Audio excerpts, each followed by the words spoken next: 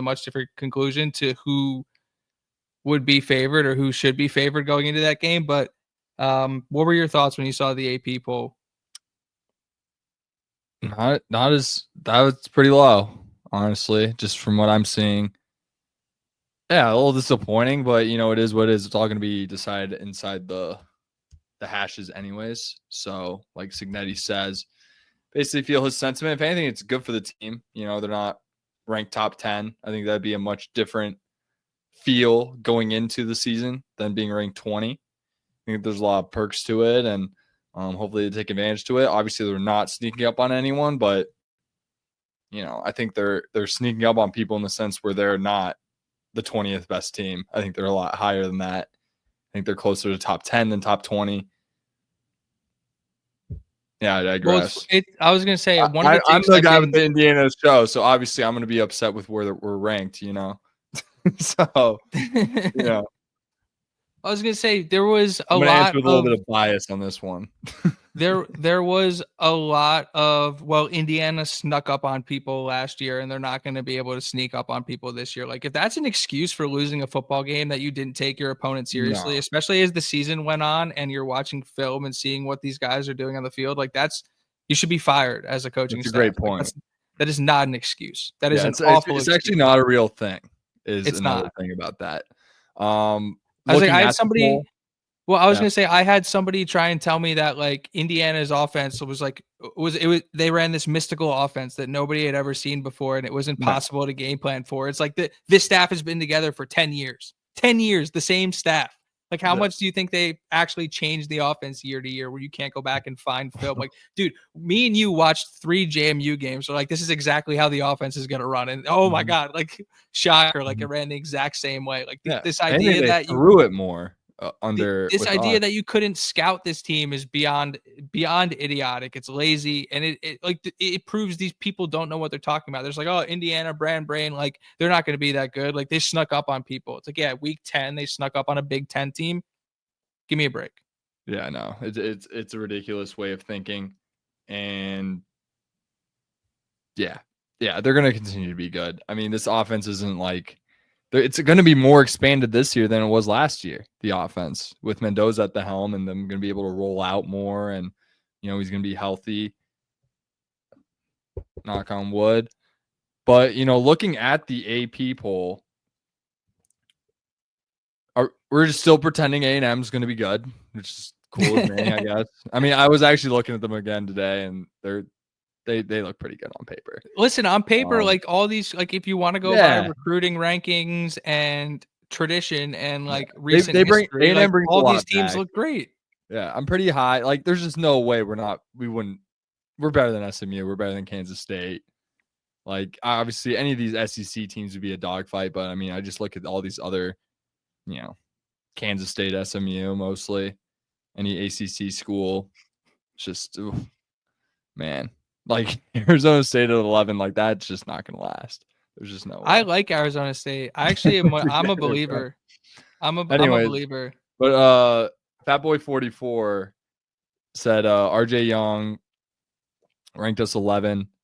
His rankings are weird. I'm very complimented with the 11, but his rankings are actually based on like most likely to win the national championship. So being at 11, like very realistic in my mind. Very good spot to be at, and couldn't agree more with that one.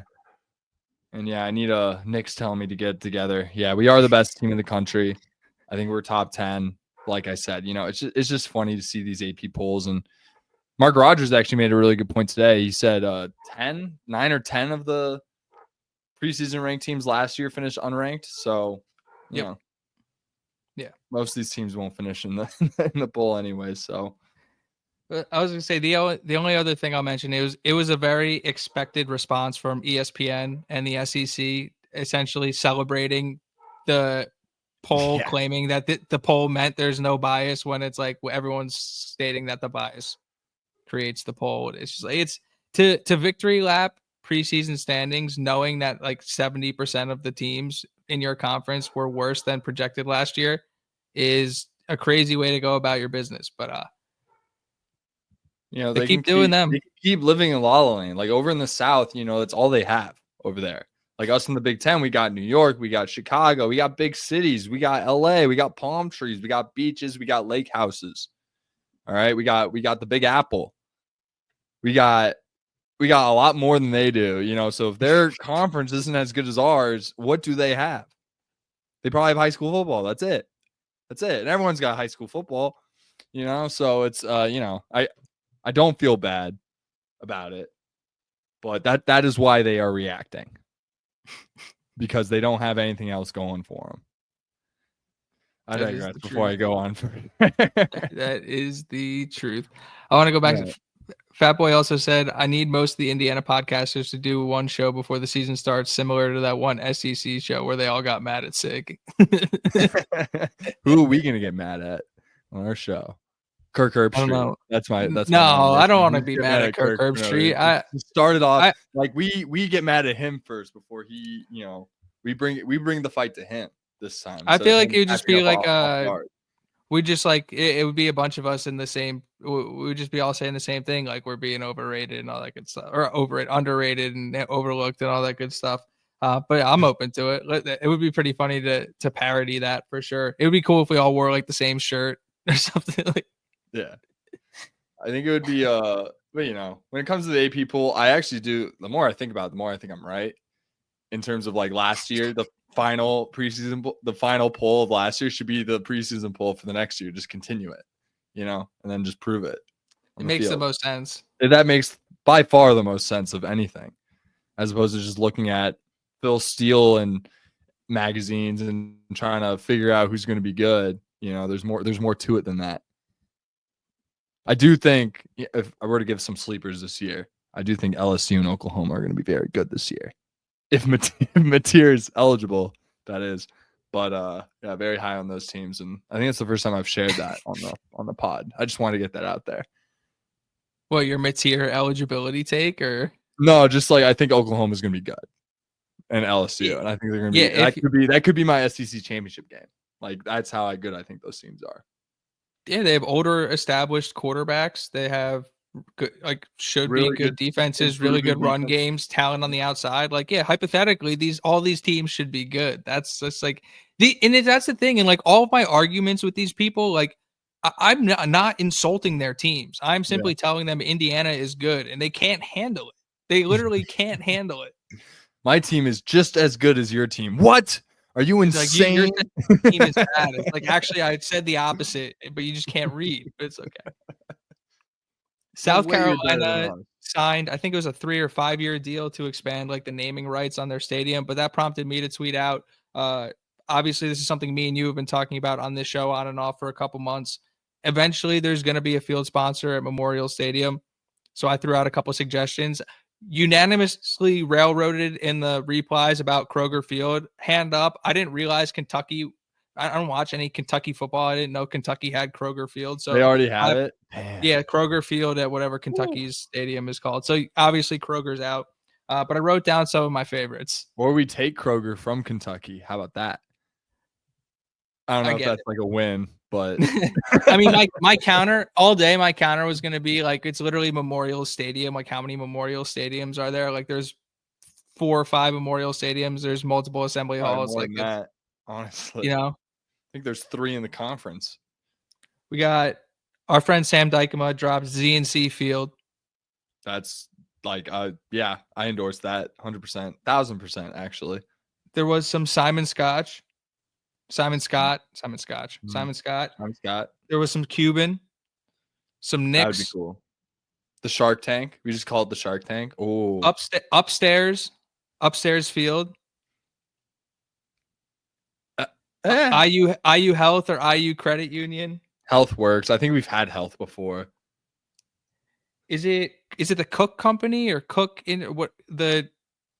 I'm messing this up, but it's a really well-known, very powerful, very wealthy company located in Indiana.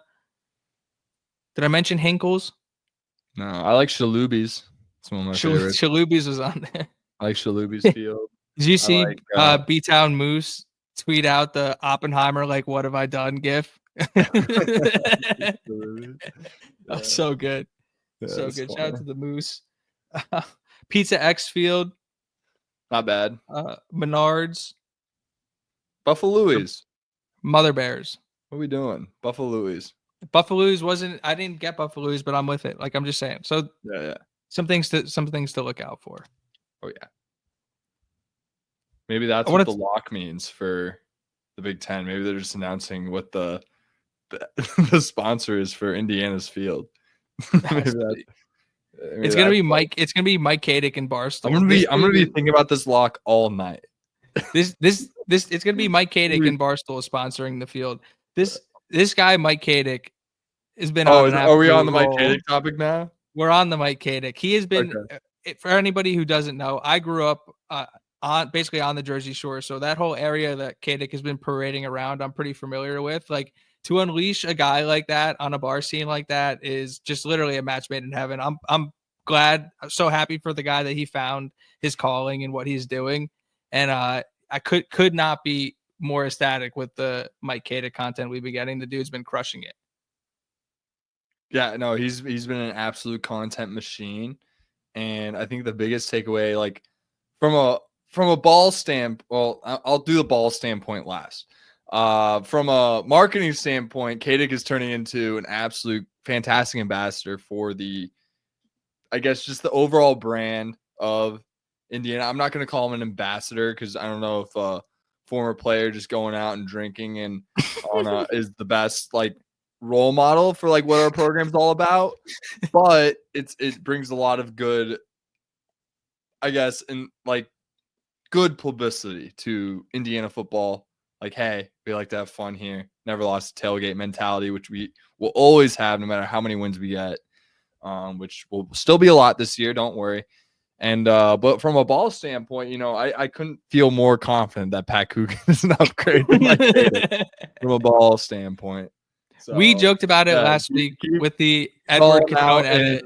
Yeah, he could be at NFL training camp right now, but he's not. And that was the funniest part about that whole thing, is that literally his class is literally trying to make a roster spot in the league, and he could give less of a fuck about it. He does not care. You have fan bases like, please pick this guy up. Like, they don't even know he played center at Indiana last year. They're like, go get this guy.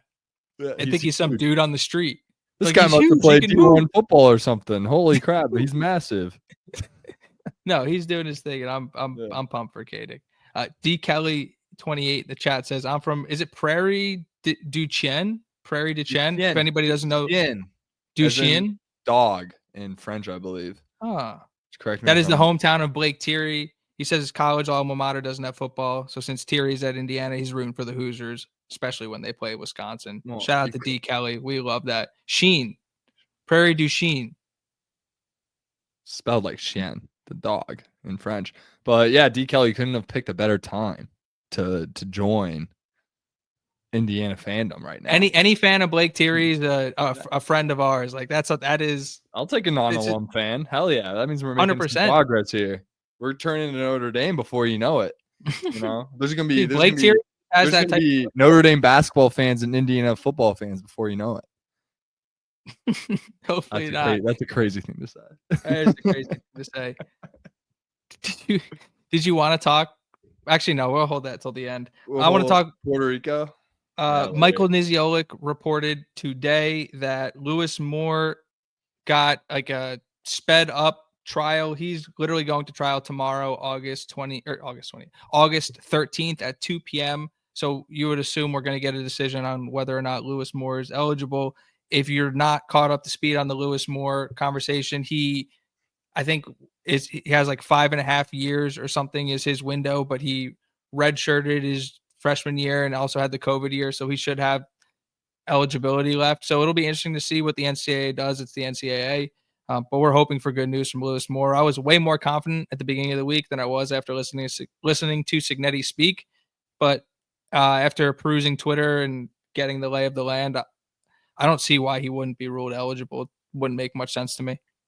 Yeah, there's a lot of ineptitude out there. Like, if Diego Pavia is playing ball, he should be playing ball just because they entered Division One. Because the rule is, if you play JUCO, none of the years count, even if you redshirted. He entered the same year into the D1 level as Diego Pavia, so if he's able to play, Louis Moore should be able to play as well. We'll see. We'll see if they make the right decision. If not, Louis is the number 7 in your program, the projected starter at safety to go alongside Amari Farrell. If not, it looks like Byron Baldwin's time to shine is really what it feels like, and which is both exciting because if Louis does play, Byron's going to play as well. But it'd be great to have that kind of veteran presence. He's a great open field tackler at the free safety spot because Amari's going to be more inside, and he's going to be our ball hawk back there, a lot like Sean Asbury last year. And yeah, he's great at being the last line of defense tackle wise, and he's great. He's improved over his career as a cover guy. So yeah, super excited for him. And yeah, and also the chemistry with him and Amari Farrell as well, because they've been good friends, like beyond just teammates for a long time, with Louis being a Tom Allen guy as well. Yeah, just hope he's on the field this year. I think it'd be great for Amari Farrell and just the defense as a whole to have him there. Agreed. We got a Cash Herrera interview. No way. It was like a short, like San Diego prep style. A lot of it was about high school football, but I did catch a little bit of the Signetti stuff. Where are my notes here? Get it together. I know, too many notes. I'm just it back because I got some earlier from the peanut gallery. Basically, they asked Cash why he ended up choosing Indiana, because he was obviously committed to Iowa. He said the 2024 season really opened his eyes. Talked about Signetti's no BS attitude. And then he talked about the competition in the quarterback room will ultimately be a good thing for him, among other things. So super excited to watch Cash ball out. He plays at a school that has produced, I think, 4 or 5 straight Division I quarterbacks. So they know how to develop specifically that position. So very excited to watch him play this year. Oh, yeah.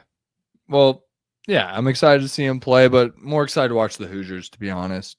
I mean, obviously, that's not. I mean, I hope he has a great year. I hope he puts up, 50 tuds and like a 4 pick, because he's slinging it out there. I don't need a perfect, touchdown interception ratio from the kid. But yeah, I'm so excited. I'm going to look at his schedule later because I'm sure he's playing some high schools I know. Might be playing like some Torrey Pines, playing some St. Augustine, maybe. I don't know. I'm curious. What high school does he play for? I should know this. Bishop something. The Bishop something. This guy, I'm going to go Cook real quick. Yeah, it's okay.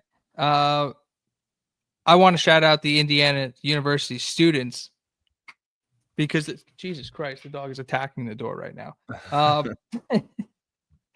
Deal with that 1 second. Indiana sold out all their student tickets. You can't get a student season ticket anymore through the university. So kind of react to that, Brad. I'm going to go deal with the dog real quick. That's a great spot to be at. It might even turn into a situation to where, when you were a student, you had to go get you're basically put on a wait list. You can get tickets to every single basketball game. It might have to be the same type of situation with football moving forward, just because of all the buzz that we're having. And, I've had the pleasure of being able to speak to some current IU students over the summer. And I mean, the buzz is palpable from everyone I've talked to. And I mean, they're so excited, and as they should be. It's a great time. Going to college and having a ranked football team is probably just the dream. And, for them to be able to get that for 4 years and beyond is, super excited for those kids. And they should be taking advantage of it, and they should be selling it out. I agree. That would be pretty wild because obviously, as you know, and as any Indiana alumni knows, like the only way to get basketball tickets is to get football tickets, or that was the way it was forever. And now we're seeing a complete changing of that vibe, which is insane. Absolutely insane. Harmon says he spent time in Ocean Grove and Asbury. Didn't know I was from NJ. Oh, dude. Yeah. I grew up literally 10 minutes from Asbury, if you know Ocean Township. So I spent a lot of time in Asbury. I'll actually be in Asbury this weekend at some point. So I'm pumped about that. LA has better hiking. Very pumped about that. I'm surprised they had mountains in New Jersey. Hiking? You serious? Not by the beach, but like if you go like North Jersey or West Jersey there's mountains. Interesting. New Jersey's a hidden gem. Like, check it out. I'll judge great those place mountains. to grow up. Great bar scenes and all that good stuff. And Yeah, New Jersey's great. I got no. We'll see if there's mountains. 22 years of my life. I love it over there. Armin, just so you know, I'm West Coast. He's East Coast. Just so we're all clear. And we merged in the middle, and that's how you get a Hoosier. That's how you got, yeah, little coast bred, a little Midwest fed action, right? At least for me, I'm still out here. I went back and was able to catch Signetti and Nicole Auerbach sit down. I didn't take notes on the whole thing, but I did write down one of the quotes. She asked Sig how he felt about playing Brett Bielema, and he was like, I don't know. I haven't played him yet. I don't know. I haven't played the guy yet. What do you want from me? Yeah, no, that's such a fair answer, honestly. But that game is going to be electric. I think we had a comment in the last episode about how that's just going to be, first. I mean, we all watched the Shane Beamer Bielema showdown last year, and if it's anything like that, I mean, Signetti's going to be. I mean, they're both absolute pills when it comes to coaching and just like the little things they do in terms of the game management. And I feel like I'm talking to air here because Keezer's dealing with the dogs, but I'm just filling in time here. And yeah, I'm with you. We did for that matchup. They're kind of the same type of coach, like just absolute pills. Just like they do it by the book, but they can rub people the wrong way because they're all too by the book. If you watched any of that Brett Bielema action in Illinois, South Carolina last year, they hunt for competitive advantages. It's frustrating when you're playing against them, but completely understandable. And especially for somebody like Bielema, where it's like, even if he feels like he's just slightly outgunned, he's going to try and gain an advantage any way he can. They literally created a rule for the guy. So super excited for that one. But obviously in the most Signetti way possible. It's like, how do you want me to answer that question? Like, I haven't played the guy yet. Classic. That's a classic Signetti response too. You know who else created a rule change too? Ocean Township's own Kenny Pickett. There you go. Big slide. Second Kenny Pickett mention of the podcast. We love that. Wow. We got a bunch of recognition for Indiana Hoosiers. Mendoza is up for the Maxwell and the David O'Brien preseason awards. Mm-hmm. The Bednarik Award, the 3 All-Americans are up for that. That would be Pons, Kamara, Fisher. And the Lombardi Award, Fisher and Kamara up for that as well. Awesome. As they should be. Great to hear that they're at least getting the recognition for the year. Bednarik, that one is best defensive player in the country, correct? And then O'Brien and Manning and all those ones. There's so many different quarterback awards now these days. There's like 5 of them. So, the Golden Arm Award, and then as well as Davey O'Brien, I would say, are 2 of the more prestigious ones besides Heisman and is it still Maxwell? Maxwell's around. That one's pretty prestigious, but Maxwell's yeah. Mendoza's up for it. I don't write the Kenny Pickett mentions into the show, but I'll take them as they come. I don't write anything into the show. It just happens. The show just happens. I show up here and Keezer has some notes and he talks to me and I respond. That's this whole thing. He's not in the notes, but when he comes up, I don't have the notes for this show at all. I have nothing here. I have my depth chart and I have my Phil Steele book. That's all I got.